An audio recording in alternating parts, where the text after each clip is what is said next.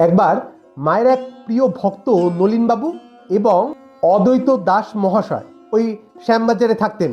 তো ওনারা গেলেন মায়ের কাছে মায়ের সাথে দেখা করতে। মা তখন কলকাতাতেই আছেন। তো মায়ের কাছে গিয়ে মাকে প্রণাম করে বসে আছেন মায়ের ঘরে।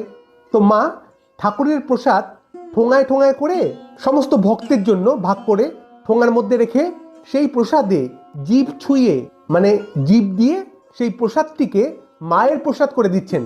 অর্থাৎ একসাথে ঠাকুরেরও প্রসাদ আবার মায়েরও প্রসাদ, এবং প্রত্যেকটি ঠোঙাতেই আলাদা আলাদা করে জিভ ছোঁয়াচ্ছেন মা। এবং একটি ঠোঙা দিলেন নলিনবাবুকে, আরেকটি ঠোঙা দিলেন অদ্বৈতবাবুকে, এবং ওনাদের পাশেই আরেকজন ভক্তও বসেছিলেন, ওনাকেও দিলেন আরেকটি ঠোঙা। কিন্তু এই ব্যক্তিটির ঠাকুরের প্রতি যতটা বিশ্বাস ছিল ততটা বিশ্বাস মায়ের প্রতি ছিল না। আসলে মা তো নিজেকে সবসময় লুকিয়ে রাখতেন, তাই মায়ের স্বরূপ চিনতে পারা, মাকে বুঝতে পারা খুব কঠিন। তো ওই ভক্তটিও ঠাকুরকে অবতার মানলেও মাকে ঠিক বুঝে উঠতে পারতেন না, অতটা ভক্তি মায়ের প্রতি ছিল না। তাই জন্য ওই ভক্তটি বলছেন মাকে যে মা, আমি তো শুধু ঠাকুরের প্রসাদই খাই।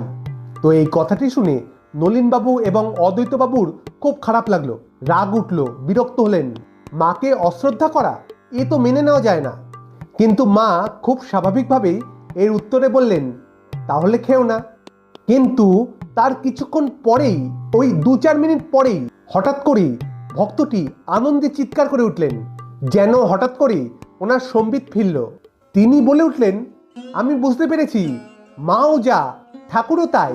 মা আর ঠাকুরের মধ্যে কোনো ভেদ নাই, মানে কেউ কিছু বললেন না, মা তো কিছু বললেনই না, কোনো ভক্তও কিছু বলেননি। আপনা আপনি যেন উনি চৈতন্য ফিরে পেলেন। অবশ্য আপনা আপনি বলছি ঠিকই, কিন্তু এ তো আপনা আপনি নয়, এটি মায়ের কৃপায় হলো। মা মুখে কিছু বললেন না ঠিকই, কিন্তু ওনার হৃদয়ে এই বোধ জাগিয়ে দিলেন, ওনাকে জ্ঞান দিলেন, ভক্তি দিলেন, শ্রদ্ধা দিলেন, মনের সংকীর্ণতা এইভাবেই দূর করে দিলেন। এক নিমেষের মধ্যে মা আর ঠাকুরের মধ্যে কোনো ভেদ নেই, এইটি চিরন্তন সত্য। একবার বাবুরাম মহারাজ মঠে সন্ধেবেলা বেশ কিছু ভক্তকে ঈশ্বরীয় কথা শোনাচ্ছেন, বিশেষ করে মায়ের কথা বলছেন। এবং মায়ের কথা বলতে বলতে উনি হঠাৎ করেই এতটাই উত্তেজিত হয়ে পড়লেন, এবং ওই উত্তেজিত স্বরেই তিনি বলে উঠলেন, যে শালা ঠাকুর এবং মাকে দুই দুই ভাববে তার কখনো কিচ্ছু হবে না, কিচ্ছু হবে না, কিচ্ছু হবে না। 3 বার বললেন। ওনারা টাকার এদিক আর ওদিক, বাস্তবেই তাই। যাদের মধ্যে এই বোধ আসে যে ঠাকুর এবং মা আলাদা, তাদের এখনো ঢের দেরি। যখনই সত্যি সত্যি অন্তর থেকে, একদম মনের গভীরতা থেকে এইটি বিশ্বাস হয়ে যাবে, ওই কথার কথা নয়, মনের একদম গভীর থেকে এইটি সত্যি বলে আমরা ভাববো, মানবো, বিশ্বাস করব যে ঠাকুর এবং মা অভিন্ন অভেদ, ঠাকুরই মা, মাই ঠাকুর। এবং বহুবার মা নিজে স্বয়ং মা জগদ্ধাত্রী এইটি স্বীকারোক্তি দিয়েছেন, নিজের মুখে ঘোষণা করেছেন।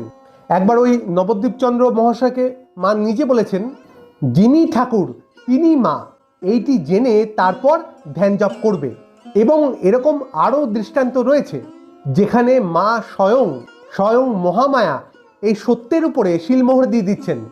আমরা বহু ঘটনা, বহু দৃষ্টান্ত পাব, এবং পরবর্তীকালে এই সবগুলো নিয়ে আলোচনা করব। আজ এটুকুই, আবার দেখা হবে অন্য কোনো ভিডিওতে। ভালো থাকবেন, সুস্থ থাকবেন। ধন্যবাদ। জয় মা।